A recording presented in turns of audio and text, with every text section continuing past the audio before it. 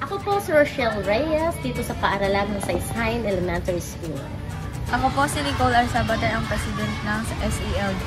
Ako po si Jan Calabella, ang vice president dito po sa Saysayan Elementary School. Ako po si Ma'am Carla Rodriguez, teacher ng Saysayan Elementary School, grade 2.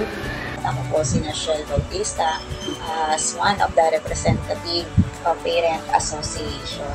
Kami ang dating SPD ng taong 2022-2023. Sa 8 years po namin pagsasama ni Sir Alan, dito sa pagtuturo, si Sir Alan is ang best teacher sa aking pagkakakilala.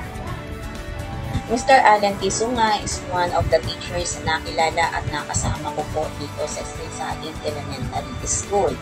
Napakasipag niya po at maaasahan siya ng kanyang mga estudyante at napakahusay pagdating sa pagdidisiplina ng kanyang mga mag-aaral. As a former SPD President, marami akong natutunan kay Sir Alan. Natutuwa ako kung paano mamuno hindi lamang sa aming silid-aralan, kung hindi sa aming eskwelahan. Malaking tulong ito sa akin dahil hindi na ako natatakot mamuno at hindi na rin ako nahihiyang magsalita sa harap ng maraming tao. Sir Alan played a significant role in my life.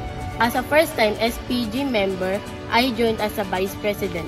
He knew that it was a big responsibility in my life, but yet he didn't let me down. Him being a brave, joyful, and respectful teacher is what I like. Sir Alan is not just a teacher. He is also a friend. Isa rin po siya sa mahuhusay namin mga photojournalist, no? Pagdating po sa mga magazine. Isa rin po siya sa mga coach po namin sa sports, sa science. Siya po ay mabuting pinuno sa lahat ng gawain, mapaka-academic man o non-academic performances.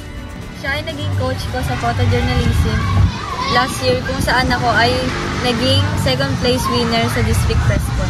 Siya rin ay naging mabuting adult leader sa aming mga Boy Scout. Kami ay lubos na nagpapasalamat sa kanyang kabutihan at naibahagi sa amin. Ito ay aming magagamit sa hinaharap. Walang sagot ay hindi sa Sir Alan kapag iyan ay iyong kinailangan. Asahan mo na lahat ng iyong ipapagawa ay kakanyang magagawa ng bukal sa kanyang kalooban. Napaka-jolly at madaling lapitan. To Sir Alan, pagpatuloy mo lang po ang pagiging blessings mo sa lahat ng mga taong nangangailangan sa iyo. Good luck, Sir Alan!